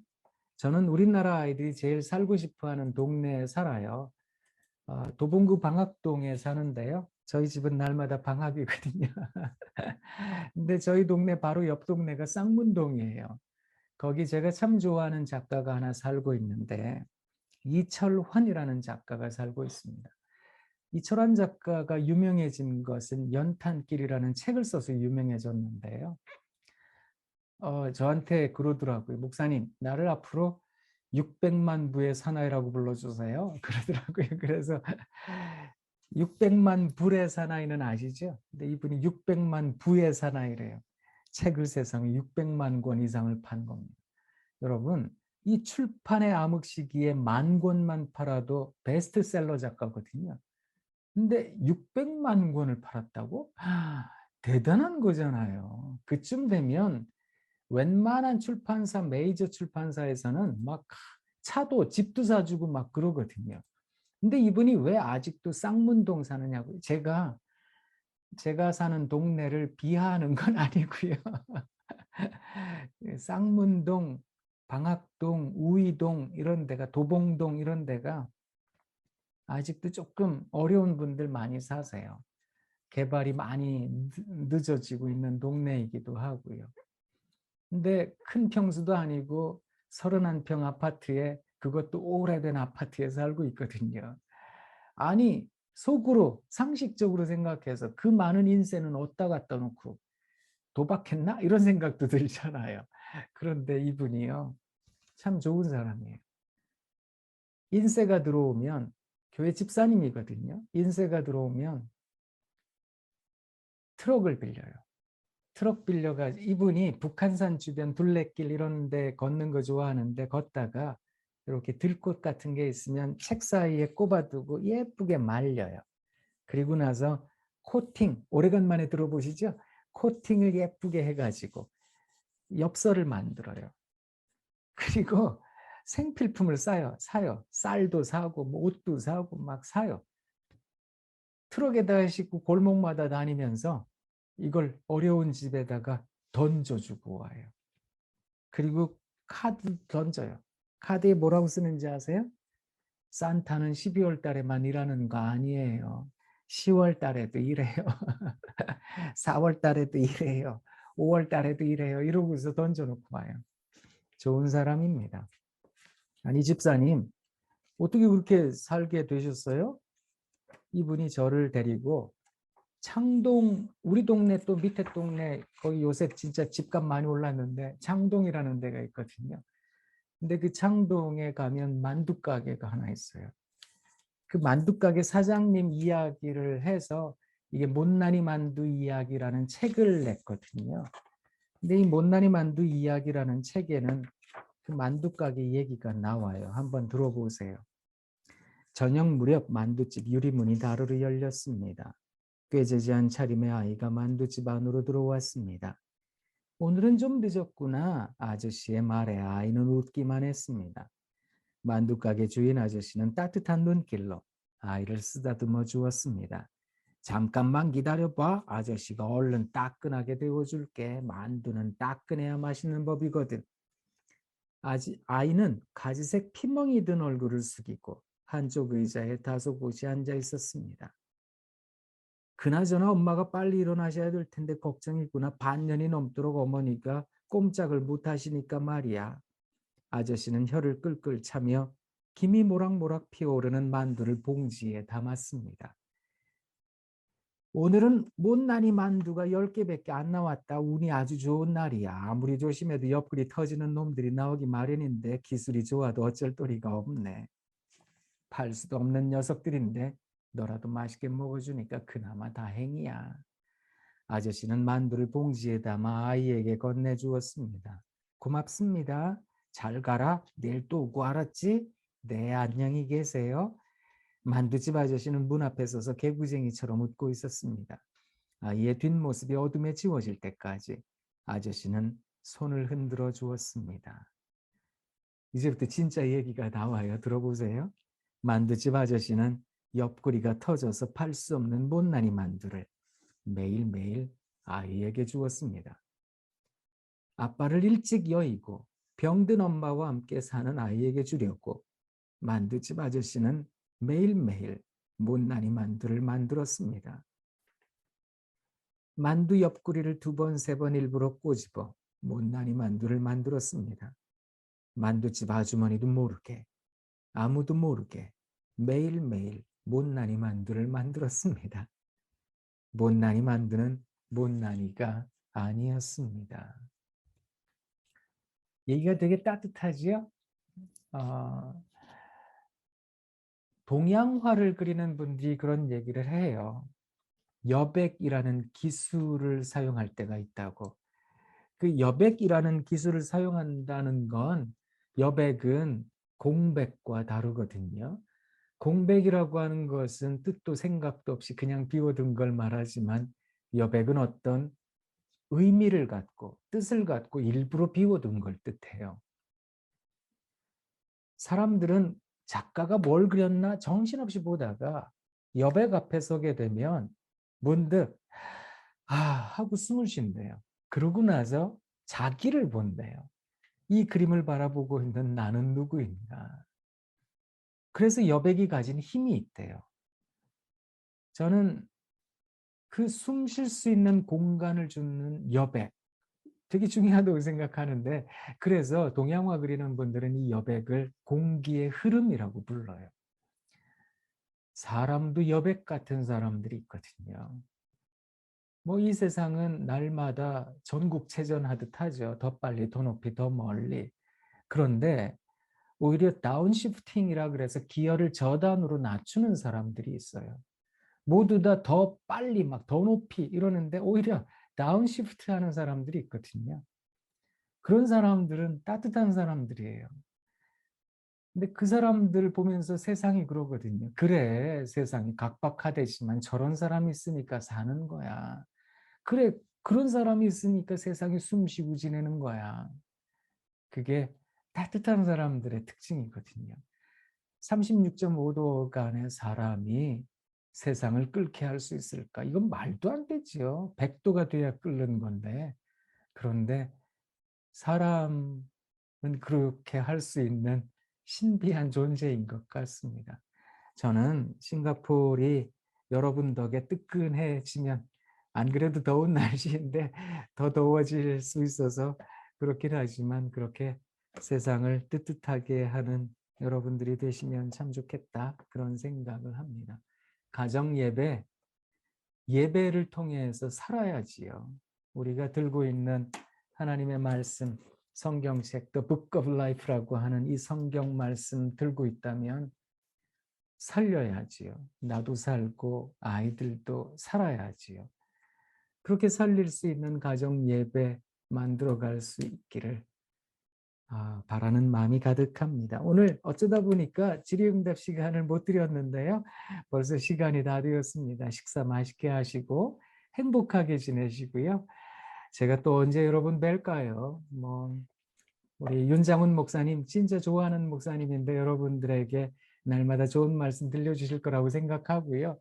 그냥 저는 이제 여러분 또 언제 뵐까 싶어서 아쉬운 마음에 노래나 하나 더 불러드리겠습니다. 평화, 하나님의 평강이 여러분에게 넘쳐나기를. 평화, 하나님의 평강이 여러분 삶에 가득하기를 축복합니다. 사랑합니다. 사랑합니다. 사랑합니다. 고맙습니다.